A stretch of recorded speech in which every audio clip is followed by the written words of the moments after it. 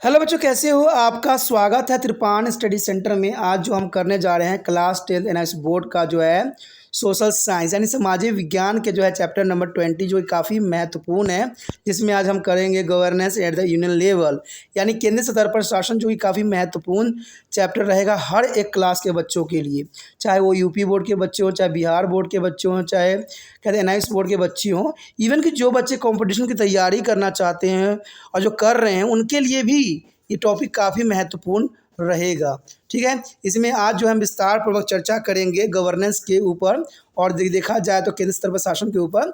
लेकिन आपको पता है, चैप्टर स्टार्ट करने से पहले एक बात जो मैं सदैव कहता हूँ, जिसको आपको सोचना भी चाहिए, विचार भी करना चाहिए, इवन अमल भी करना चाहिए, तो ये है कि जब भी वीडियो देखिए पूरा देखिए, क्योंकि अधूरा जानकारी सदैव खतरनाक होता है। साथ में एक इंपॉर्टेंट बात ये भी रहता है, अगर आप पहली बार वीडियो देख रहे हो तो लाइक शेयर सब्सक्राइब करना मत भूलना, क्योंकि दोस्तों लाइक कीजिएगा तो बनाने वाले का मनोबल बढ़ता है, सब्सक्राइब कीजिएगा तो इससे ये होता है कि जब भी मैं कोई वीडियो डालूंगा उसका नोटिफिकेशन आपको समय रहते मिल जाएगा। और देखिए, शेयर का मतलब ये होता है कि आपके थ्रू न जाने किन बच्चों को हेल्प मिल जाए, ये आप भी नहीं जानोगे, इसलिए जो है आप शेयर जरूर करो। ठीक है, व्हाट्सएप स्टेटस पे भी लगाओ। दोस्तों एनआईएस सेंटर जो है कई मानने में बहुत से बच्चों के लिए हेल्पफुल है, चाहे वो 8th क्लास हो, 9th 10th 11th 12th हो, चाहे वो एनआईएस बोर्ड के बच्चे हों, ठीक है, चाहे बीए एमए के बच्चे हो, सभी क्लासों के लिए कुछ ना कुछ जो है त्रिपान सेंटर में उपलब्ध है। तो इसलिए आपके लिए ज़रूरी है कि आप सब्सक्राइब करके इसको चैनल को जो है सेव कर लो, नहीं तो बाद में अगर रिसर्च करोगे तो शायद आपको ये चैनल प्राप्त ना हो।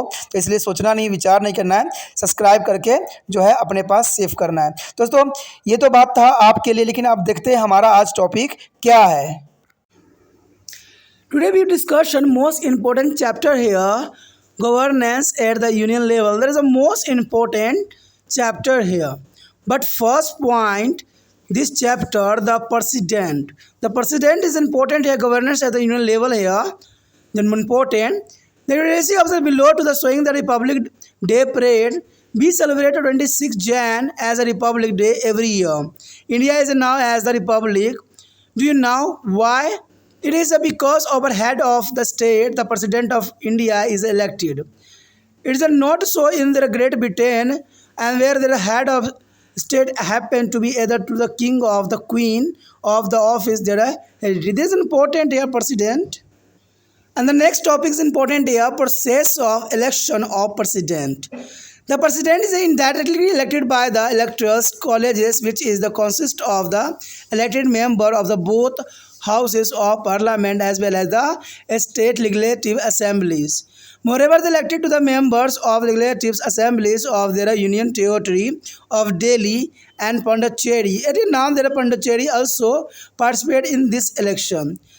The voting is by the secret ballot, and she is elected according to the system of proportional representation by means of the single the transferable vote. That is important process of election of the president here. On your screen, there is a most important here process of election of the president. There are President of India, secret ballot, and there is a participant members here. The member of Lok Sabha, member of Rajya Sabha, member of Legislative Assembly of State and Union Territory of Delhi and Pondicherry. There is a most important diagram on your screen. There is a election of the president here, and there is important. The next point is the most important here, qualification for election as the president. This is the most important.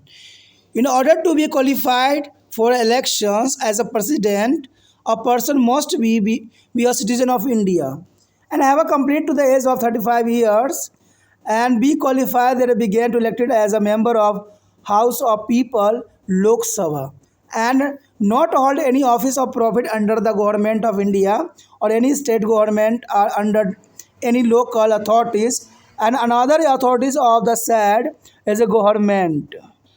The next year term of office. The president is elected for a term of 5 years. But even after the expire of their term, she is may be continue to be hold office until his or successor enter to the office. There is a provision for the re-election of person who is the holding or who has held the office as a president. A vacancy in the office of president may be causing in any of following way. The first year, in the event of his or her death. If he she resign and if he she is removed from office by impeachment, and impeachment is the revolution of remove the president for his or her unconstitutional act or need, and to be adopted by the special majority of vote in both the house of parliament, as provided in the Constitution. In the event of the occurrence of any vacancy in office of the President, the Vice President act of President until their date on which their new President is elected and entered upon his or her office. But the Vice President can be act as a President for not more than 6 months here. The emolument is allowances as a provision of the president are determined by a law passed by the parliament. The president use or get a monthly pay of the 10,000 as per the constitution. It is raised to the 50,000 in 1998 and again to be rupees of 1,50,000 in 2008. He she also is the other pair of allowances as alive in the official residence and popularly known as the Rajpati Bhavan in New Delhi. There is a most important here. On your screen, there is a Rashtrapati Bhavan on Delhi. There is a most important here, Rashtrapati Bhavan. The next year, power of the president is important. As we have seen earlier, the president is the head of the state. It is the highest public office in the country. All the executive action of the government of India are carried out her name. The president has a flowing power. The one next topic is the most important here, power, executive power first of all here. The Constitution of India is the best executive power of the Union in the president. He is appointed to Prime Minister and who is the leader of the majority party or group of parties, having majority in the lower house, the Lok Sabha, and she also appoint the other member of Council of Minister on the recommendation of Prime Minister. Since the President is the formal head of the administrations, all executive action of the Union must be expressed to be taken in the name of the President. The executive power of the President include the power of appointment of governor in the state. The earnings is a Journal of India. There are competitors of the editors of Journal of India. There is a ambassador and the High Commissioner as well as the administrators of Union Territory. She also appointed the chairman and member of the Union Public Service Commission, as well as the Chief Justice and Judge of the Supreme Court and the High Court. Moreover, the President is the Supreme Commander of the Army Force and appointed the Chiefs of three wings, Army, Air Force and Navy. The President has a power to remove a minister, the Attorney General of India, Governor of a state, the chairman and the member of the Union Public Service Commission on the report of Supreme Court, the Chief Justice and Judge of the Supreme Court and High Court, and the Chief Election Commission and the Election Commissioner on the addresses of Parliament. All the diplomatic work in the conducted and all the international treaties and the agreement are ennotated and the concluded in his or her name. This is important power and removal power here. The next power here, legislative powers. The president is an integral part of the parliament and in this capacity she enjoys the many legislative powers. The president addresses a parliament every year at the commencement of first sessions and other each journalist election to be Lok Sabha. She is a someone and prorogates there is a sessions of parliament and can dissolve the Lok Sabha on the advice of Council of Minister. Without his or her assent, no bill can be become a law or on the act. If the Lok Sabha and the Rajya Sabha fail to be agree on the passage of any bill, the president can be called a joint session to be resolved their issue. Whenever Parliament is not in a session, the President on the request of Prime Minister can issue an ordinance which has the force of a law. The next power here, financial powers. In addition of the above mentioned executive and legislative power, the president enjoys the content of financial power. No money bill can be introduced in a Lok Sabha without his or her prior recommendations in order to votes.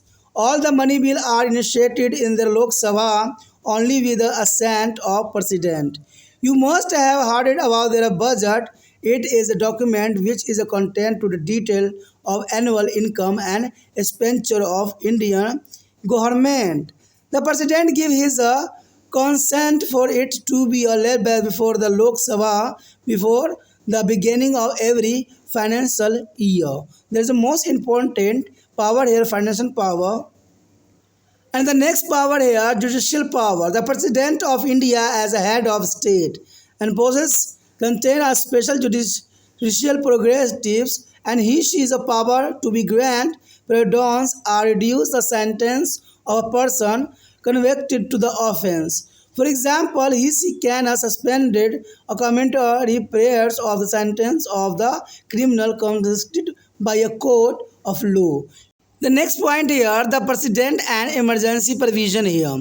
We have discussed so far power of president of India that it exercises to the during the normal period. Over and above this power, she has important power that exercise during the abnormal situation. These are known as the emergency power. The Constitution has made a provision for this power to meet the three specific extraordinary and abnormal situation arising in the country, and this situation may be a war or external aggressions or army rebellions and failure of the constitutional machinery in any state and the financial crisis. There is a most important president and the emergency provision here. The next year, war, external aggression of armies, rebellion. There is an important point here. A proclamation of the emergency is made of president. If she is certified that the security of India or any part thereof is threatened by war, external aggression and army rebellions, however, the president issues such as a proclamations only when a decision of union cabinet. The prime minister and the minister of the cabinet rank. To be that effect is communicated to her, she had and the written. Every proclamation is to be laid to before two House of Parliament, and if it is not approved within 1 month, it is automatically a case of operate. With the proclamation of emergency, the union government can give a direction to the state government in the respect of their executive power and parliament. It may be assumed a regulative power of the state legislature. The president may be also order the suspension of the enforcement of fundamental rights here. The next year, position of president. This is important. Have you observed that when to the functioning of union government is a discussion either in the parliament or in the newspaper or on television? The role of prime minister and the ministers are often discussed. But we have seen earlier that a constitution vests all the executive power in the president. She also has extensive emergency power. Does this mean that a president is all powers? Is no. In reality, the president is a nominal executive or constitutional head of the state. No doubt that the government is run in her and his name, but according to the Indian Constitution, the president has exercises his her power on the head of advice of counseling of minister and headed up by the prime minister. And that is not a simple advice, but is a self binding. This is important here. This indicates that a prime minister and counseling minister are the real rule in the government.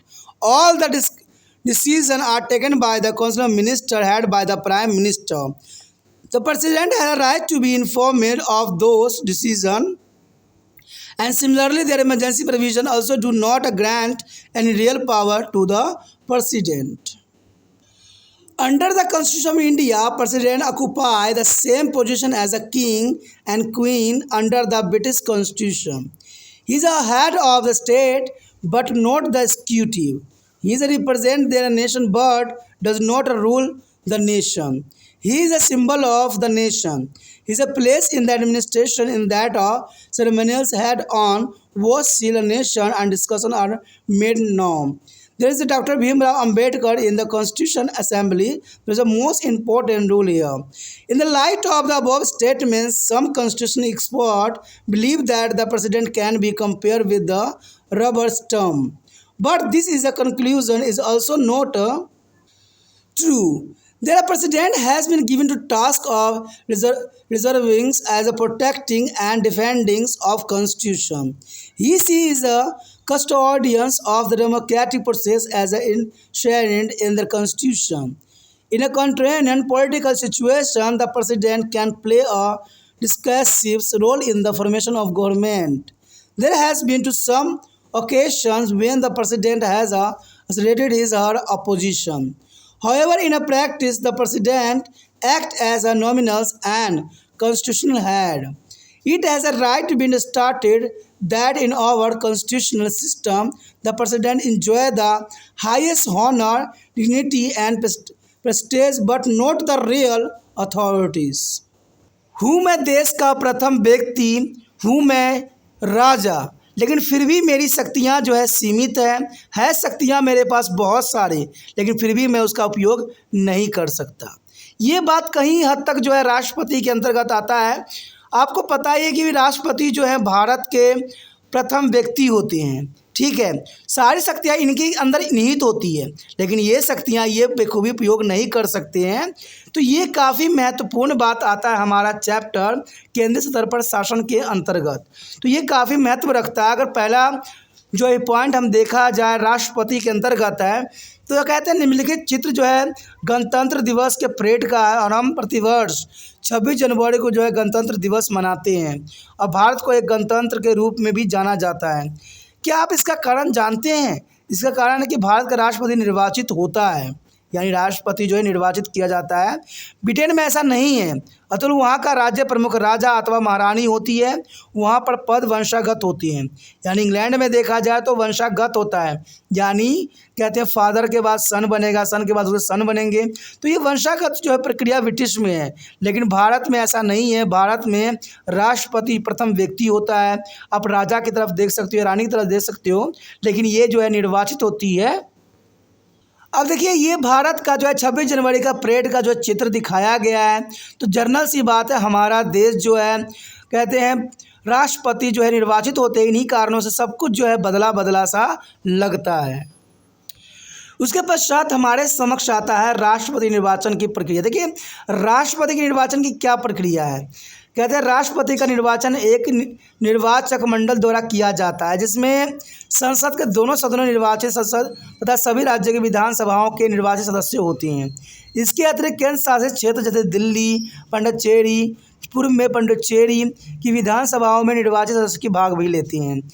निर्वाचन गुप्त मतदान द्वारा होता है और राष्ट्रपति का चुनाव जो है अनुपातिक प्रतिनिधित्व के आधार पर एकल संक्रमण मत प्रणाली से होता है। तो ये काफ़ी महत्वपूर्ण है कि राष्ट्रपति का चुनाव बहुत काफ़ी महत्वपूर्ण रहता है। अब चलिए इसको जो है हम फ्लो चार्ट डायग्राम के अंतर्गत समझने की कोशिश करें। देखिए इस चार्ट में आप देख सकते हो कि किस प्रकार जो है राष्ट्रपति का चुनाव होता है, और ये बहुत काफ़ी क्लियर कर देता है। भारत का राष्ट्रपति का चुनाव जो होता है गुप्त मतदान के द्वारा होता है, और इस गुप्त मतदान में 3 जो है पार्टिसिपेट कर सकते हैं। इसमें जनता पार्टिसिपेट नहीं करती है, लेकिन जनता के चुने गए सदस्य इसमें बखूबी पार्टिसिपेट करते हैं, जिसमें लोकसभा के सदस्य हो सकते हैं, राज्यसभा के सदस्य भी हो सकते हैं, और सभी राज्य के विधानसभाओं तथा केंद्रीय शासित प्रदेश दिल्ली, पांडिचेरी की विधानसभाओं के सदस्य इसमें पार्टिसिपेट कर सकते हैं। तो ये राष्ट्रपति निर्वाचन की प्रक्रिया है जो कि बहुत ही आसान और सुलभ है, क्योंकि इसमें आम जनता पार्टिसिपेट नहीं करती है। अगर हम अमेरिका के देखें तो अमेरिका में इसका बिल्कुल ही अलग तरीका है। अगर हम ब्रिटिश में भी देखें तो वहाँ पर जो है राजा महारानी को जो है वंशागत रूप चलता रहता है, लेकिन यहाँ पर कहते हैं निर्वाचन जो होता है आम लोगों के चुने हुए सदस्यों के द्वारा राष्ट्रपति का चुनाव बखूबी होता है। तो इसमें गुप्त मतदान के द्वारा जो है इसमें 3 लोग पार्टिसिपेट करते हैं, लोकसभा के सदस्य, राज्यसभा के सदस्य और सभी राज्य की विधानसभाएं तथा केंद्र शासित प्रदेश दिल्ली एवं पांडिचेरी की विधानसभाओं के सदस्य इसमें बखूबी पार्टिसिपेट करते हैं।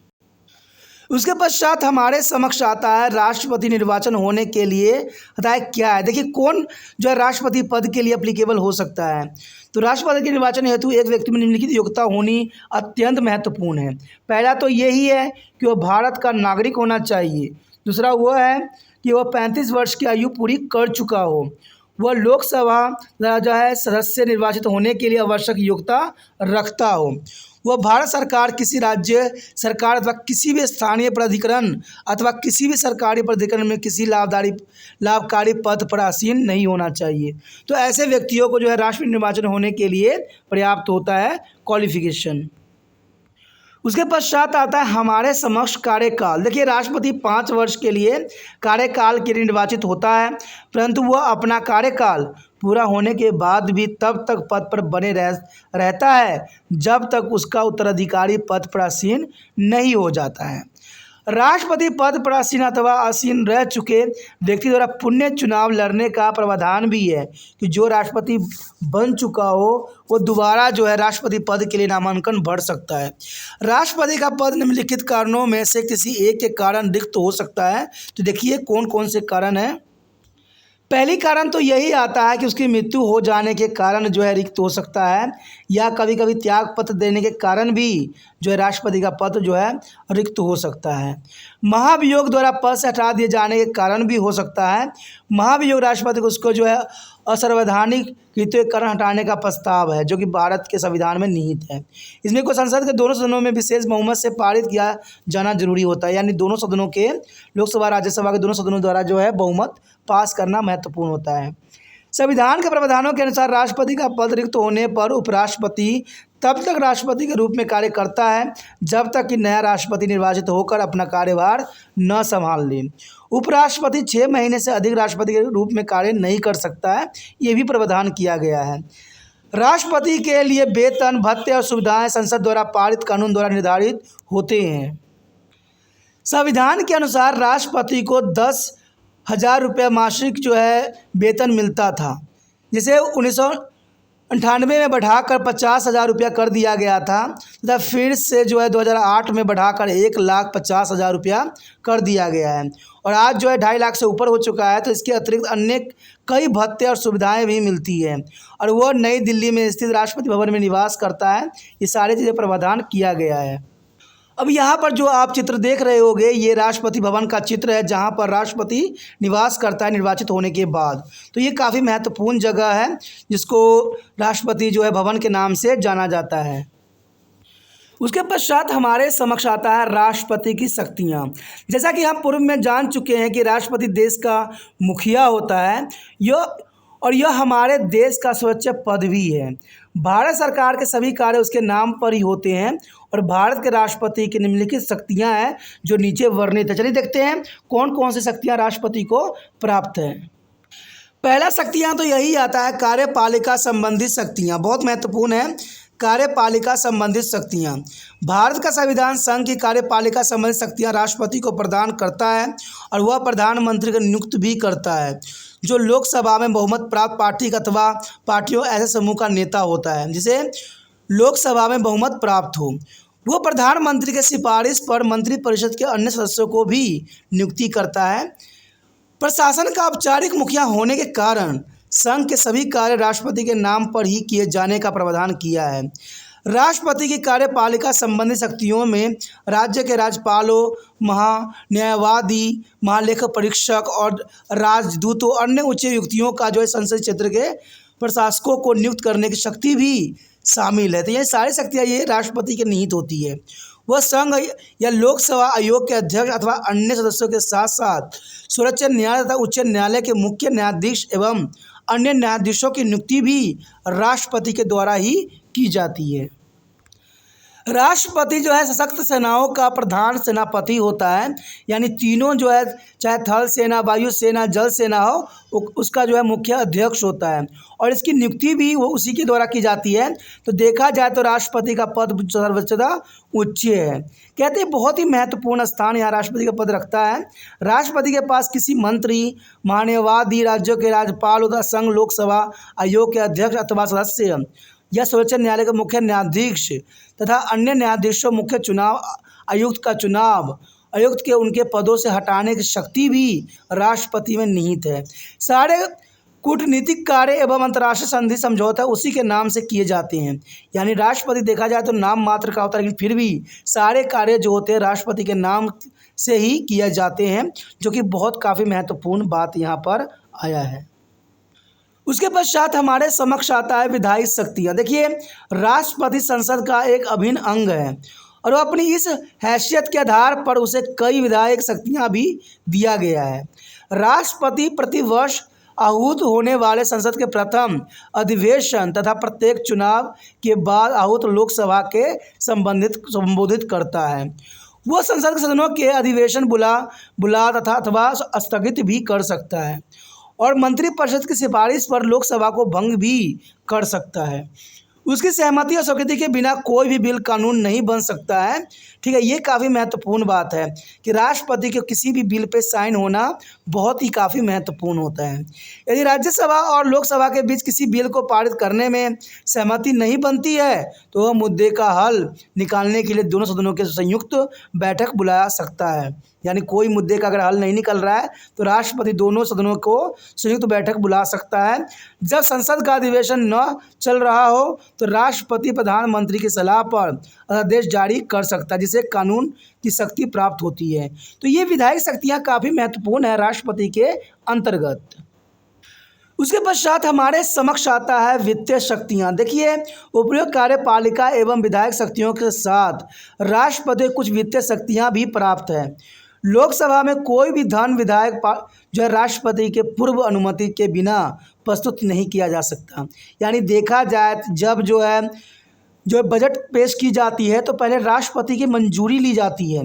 राष्ट्रपति जब मंजूरी दे दिया जाता है तब जाके जो है लोकसभा में धन विधायक यानी जो है बजट पेश की जाती है। दूसरे शब्दों में लोकसभा में प्रस्तुत सभी धन विधायकों को राष्ट्रपति की स्वीकृति और सहमति प्राप्त होती है। आपने बजट के बारे में अवश्य सुना होगा। यह भारत के वार्षिक आय और व्यय का ब्यौरा प्रस्तुत करने वाला दस्तावेज होता है। राष्ट्रपति प्रत्येक वित्तीय वर्ष के आरंभ में इसके लोकसभा के प्रमुख के प्रस्तुत करने हेतु अपनी सहमति प्रदान करता है। तो ये तो वित्तीय शक्तियाँ के अंतर्गत शक्ति आता है राष्ट्रपति का। उसके पश्चात आता है हमारे समक्ष न्यायिक शक्तियाँ। देखिए, राज्य का प्रमुख होने के नाते राष्ट्रपति के पास कुछ निश्चित न्यायिक शक्तियाँ भी होती है। किसी अपराध में दंडित किसी व्यक्ति को क्षमा करने अथवा उसको दंड देने करने की उस शक्ति प्राप्त है। यानी राष्ट्रपति चाहे तो किसी भी दंडित व्यक्ति या फांसी की सज़ा जिसको हो गया हो उसका फांसी भी माफ़ करवा सकता है। उदाहरण के लिए वह किसी भी अदालत अथवा सैन्य न्यायालय द्वारा दंडित किसी भी अपराधी की सज़ा को स्थगित, माफ़ या कम कर सकता है। तो ये सारी शक्तियाँ जो है राष्ट्रपति को ही प्राप्त है। उसके पश्चात आता है हमारे समक्ष राष्ट्रपति और आपात उपबंध। देखिए, राष्ट्रपति के पास आपातकालीन की शक्तियाँ भी होती है जो कि काफ़ी महत्वपूर्ण होता है। जब तक हमने भारत के राष्ट्रपति के उन शक्तियों की चर्चा की है जिनका उपयोग वे सामान्य समय में करते हैं, इन शक्तियों से अलग उसके पास महत्वपूर्ण शक्तियाँ हैं जिसका उपयोग वह असामान्य स्थिति में करता है। उन्हें आपातकालीन शक्तियाँ कहा जाता है। संविधान में 3 विशेष परिस्थितियाँ अथवा असामान्य स्थिति में निपटने के लिए इन शक्तियों का प्रावधान किया गया है। ये स्थितियाँ हैं युद्ध अथवा बाहरी आक्रमण अथवा जो है सशस्त्र विद्रोह के अंतर्गत, किसी राज्य में संवैधानिक तंत्र की विफलता के कारण और वित्तीय संकट हो सकती है। तो इनमें जो है उसको आपातकालीन शक्ति का जो है उपयोग करने का पुण्य अधिकार प्राप्त है। उसके पश्चात हमारे समक्ष आता है युद्ध, बाहरी आक्रमण अथवा सशस्त्र विद्रोह। यदि राष्ट्रपति इस बात से संतुष्ट हो कि भारत की सुरक्षा अथवा उसको किसी भाग की सुरक्षा कोई युद्ध अथवा बाहरी आक्रमण अथवा सशक्त विद्रोह से खतरा है तो वह आपातकाल की घोषणा कर सकता है। तो ये काफ़ी महत्वपूर्ण जो है शक्ति है आपातकालीन घोषणा करने की। यद्यपि राष्ट्रपति इस प्रकार की घोषणा केवल तब करता है जब उसे मंत्रिमंडल का निर्णय यानी प्रधानमंत्री अथवा कैबिनेट मंत्रियों का निर्णय मिले। यानी राष्ट्रपति जो है मुख्य तौर पर इसको जो है घोषणा नहीं कर सकता। घोषणा करने के लिए प्रधानमंत्री और कैबिनेट मिनिस्ट्री के जो है निर्णय लेने की आवश्यकता भी होती है।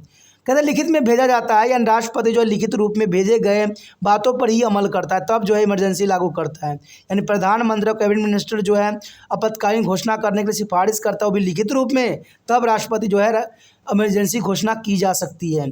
और पहला जो है आपको पता ही है कि भारत में भी आपातकालीन घोषणा की गई थी जब इंदिरा गांधी जी का जो है शासनकाल था। तो उस समय जो है इमरजेंसी घोषणा की गई थी। प्रत्येक घोषणा के संसद के सदनों के समक्ष रखा जाता है तथा यदि उसके 1 मास के भीतर स्वीकृति प्राप्त नहीं होती है तो ये स्वयं ही प्रभावित हो जाती है, यानी 1 महीने मास के अंतर्गत इसको जो है स्वीकृति प्राप्त करना होता है। आपातकालीन घोषणा के साथ ही संघीय सरकार अथवा राज्य सरकारों को उनकी कार्यपालिका संबंधी शक्ति के प्रति निर्देश दे सकती है और संसद तथा राज्य विधानसभा के विधायक कार्य को अपने हाथों में ले भी सकते हैं। राष्ट्रपति मौलिक अधिकारों को भी स्थगित कर सकता है। जैसे आपने कोरोना वायरस के समय में देखा था कि राष्ट्रपति प्रधानमंत्री ने जब जो इमरजेंसी घोषणा किया गया था, जब भारत में जो लॉकडाउन लगाई गई थी तो सभी व्यक्ति के मौलिक अधिकार जो है ख़त्म हो गई थी, तो ये राष्ट्रपति के अंतर्गत ही किया गया था, मौलिक अधिकारों का स्थगित हो जाना। दूसरे प्रकार के आपातकाल राज्य की स्थिति में संबंधित है। इसकी घोषणा उस समय की जा सकती है जब किसी राज्य में संवैधानिक तंत्र विफल हो गया हो। यदि राष्ट्रपति राज्यपाल की रिपोर्ट के आधार पर संतुष्ट हो अथवा संतुष्टि हो कि राज्य का प्रशासन संविधान के प्रावधानों के आधार पर नहीं चलाया जा सकता है तो आपातकाल की घोषणा कर सकता है। इसको राष्ट्रपति शासन भी कहा जा सकता है। ऐसी घोषणा को 2 मास के भीतर संसद के दोनों सदनों का अनुमोदन प्राप्त होना चाहिए।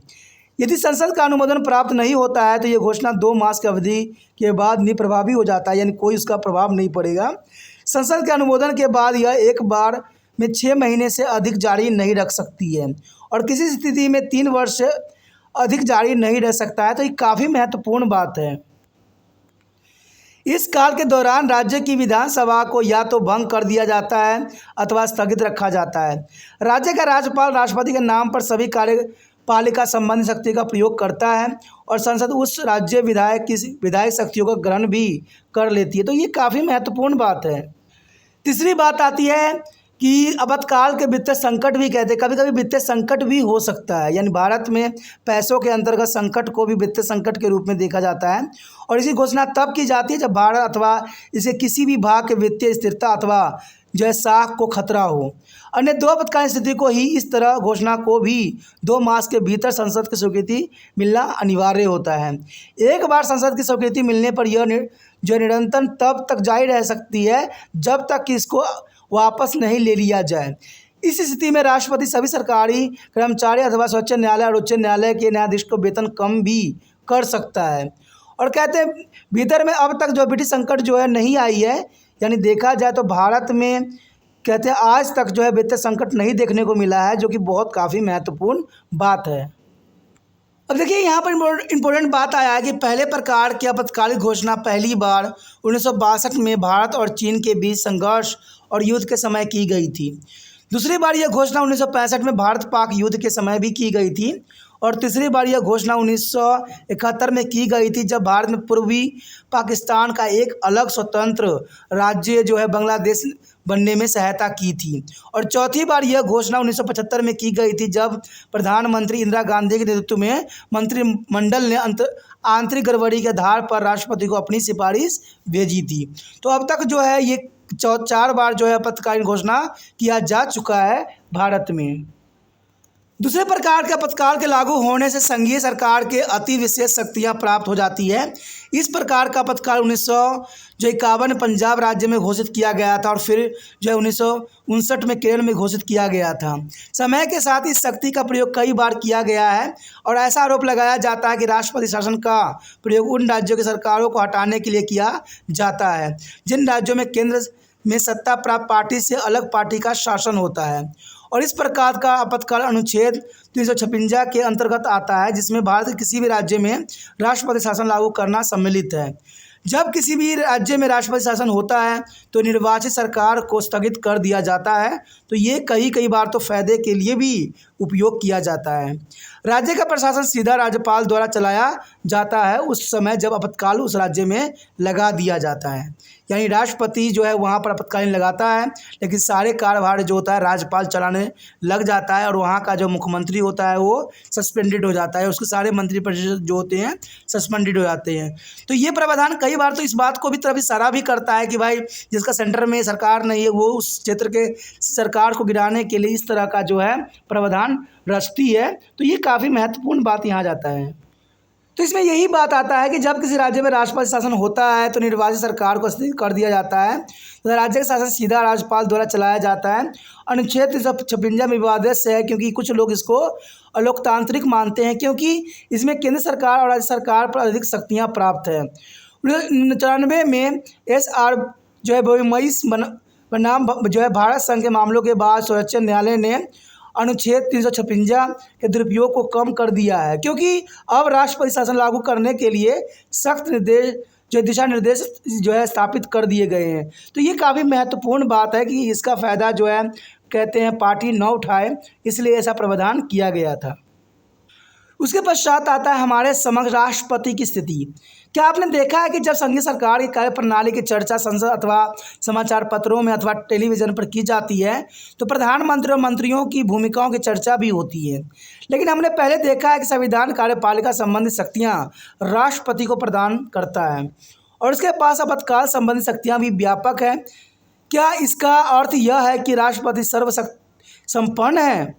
नहीं, वास्तव में राष्ट्रपति नाम मात्र का कार्यकाल अथवा राज्य का सर्वसाधारण अध्यक्ष है। निसंदेह सरकार उसके नाम से चलाती है, लेकिन भारत के संविधान के अनुसार राष्ट्रपति को अपनी शक्ति का प्रयोग प्रधानमंत्री की अध्यक्षता में मंत्रिमंडल की सलाह और सहायता से करना होता है, और यह केवल साधारण परामर्श नहीं है, अतुलबाध्यकारी है। इसे संकेत मिलता है कि प्रधानमंत्री और मंत्रिमंडल ही सरकार में वास्तविक शासक होते हैं, राष्ट्रपति सिर्फ नाम मात्र का शासक होता है। देखा जाए तो सभी निर्णय प्रधानमंत्री की अध्यक्षता में मंत्रिमंडल द्वारा लिए जाते हैं। राष्ट्रपति को इन निर्णय की सूचना पाने का अधिकार है और इसी प्रकार आपातकालीन प्रावधान भी राष्ट्रपति को कोई वास्तविक शक्तियाँ प्रदान नहीं करते हैं। तो ये काफ़ी महत्वपूर्ण बात है। देखिए, अगर राष्ट्रपति किसी राज्य में आपातकालीन घोषणा करता है तो वहाँ पर राज्यपाल जो है शासक करता है, लेकिन यहाँ पर कहीं भी प्रावधान नहीं किया गया है कि राष्ट्रपति जो है शासन करे। तो ये काफ़ी महत्वपूर्ण बात है और ये बात काफ़ी महत्वपूर्ण जो है संविधान निर्माताओं ने ये बात सोचा और समझा, क्योंकि वो राष्ट्रपति की शक्ति जो है सिर्फ नाम मात्र की रखी गई है। सारी शक्तियाँ प्रधानमंत्री और उसके मंत्रियों की भूमिका ही निभाती है। अब यही बात जो है हमें कॉन्स्टिट्यूशन में डॉक्टर भीमराव अम्बेडकर जी ने भी कहा है। चलिए उनके जो है वचनों को देखें। यहाँ पर साफ शब्दों में डॉक्टर भीमराव अम्बेडकर जी ने कहा था कि भारत संविधान के अंतर्गत राष्ट्रपति को वही स्थान प्राप्त है जो ब्रिटिश शासन में राजा और रानी को प्राप्त है। वो राज्य का अध्यक्ष है परंतु कार्यपालिका नहीं है। वह देश का प्रतिनिधित्व करता है परंतु वह शासन नहीं करता है। वह राज्य का प्रतीक है। प्रशासन में उसका स्थान केवल एक औपचारिक अध्यक्ष का ही है, जिसकी मोहर से देश के निर्णय जाने जाते हैं। तो ये काफ़ी महत्वपूर्ण डॉक्टर भीमराव अंबेडकर ने कही थी, यानी ये बात संविधान में बोलते हुए डॉक्टर भीमराव अंबेडकर ने कहे थे, जो कि आज ये सब देखने को हमें मिलता है। उसके पश्चात हमारे समक्ष आता है उपयोग कथन का अवलोकन में कुछ जो है सर्वैधानिक विशेषज्ञ का मानना है कि राष्ट्रपति का तुलना एक रबर स्टैंप से की जा सकती है। यानी रबर स्टैंप का काम होता है किसी चीज़ की मंजूरी देना और उसका कोई और कार्य नहीं होता। तो बहुत से विशेषज्ञ इसी बात की तरफ इशारा करते हैं, लेकिन ये निष्कर्ष भी सत्य नहीं है। राष्ट्रपति को संविधान को बनाए रखने, रक्षा करने, बचाए रखने की कार्य सौंपा गया है और संविधान में दर्ज लोकतांत्रिक प्रणाली का रक्षक भी है। अनिश्चित राजनीतिक स्थिति में वो सरकार बनाने में निर्णायक भूमिका निभा सकता है। ऐसा कई अवसर आए हैं जब राष्ट्रपति ने अपनी शक्ति भी दिखाया है, फिर भी व्यवहार में राष्ट्रपति नाम मात्र अथवा संवैधानिक अध्यक्ष के रूप में ही कार्य करता है। और ठीक ही कहा गया है कि हमारी संवैधानिक व्यवस्था में राष्ट्रपति को सर्वोच्च सम्मान, गरिमा और प्रतिष्ठा तो प्राप्त है परंतु वास्तविक शक्ति प्राप्त नहीं है। तो ये काफ़ी महत्वपूर्ण बात होता है कि राष्ट्रपति सिर्फ नाम मात्र का जो है मुखिया होता है, लेकिन सारी शक्तियां जो है प्रधानमंत्री और उसके मंत्रिपरिषद में ही निहित होती है। कहते हैं संविधान बनाने वालों ने बहुत ही महत्वपूर्ण बातों की तरफ विचार किया होगा, तभी इस तरह के संविधान बनाई गई है।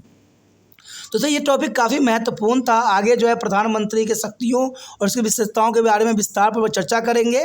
तो आप बने रहे तिरपान स्टडी सेंटर के साथ। अगर आपको ये वीडियो राष्ट्रपति का समझ में आया तो आप जितना हो सके इस वीडियो को शेयर कीजिए, क्योंकि यही माध्यम है जब आप तिरपान स्टडी सेंटर का हेल्प कर सकते हो। ठीक है, सोचिए नहीं, विचार ना कीजिए, जितना हो सके इस वीडियो को शेयर कीजिए जिससे दूसरे बच्चे तक भी ये पहुँच सके। ठीक है, अगर पहली बार वीडियो देख रहे थे, पहली बार मेरे चैनल पर आए हो तो एक बात तो आपको कर ही लेना चाहिए कि चैनल को सब्सक्राइब करके अपने मोबाइल में सेव कर लेना चाहिए। अब सोचिएगा कि सब्सक्राइब करने के क्या फ़ायदे हैं। दोस्तों यहाँ पर 8th क्लास से लेकर MA तक के बच्चों के लिए बहुत कुछ है और समय समय पे आपको पता ही है कि बहुत कुछ इसमें डाली जाती है, बहुत कुछ इसमें है। तो इसके सब्सक्राइब कर लेने में ही फ़ायदा है। सोचिए नहीं, विचार ना कीजिए, चैनल को सब्सक्राइब करके अपने मोबाइल में सेव कीजिए।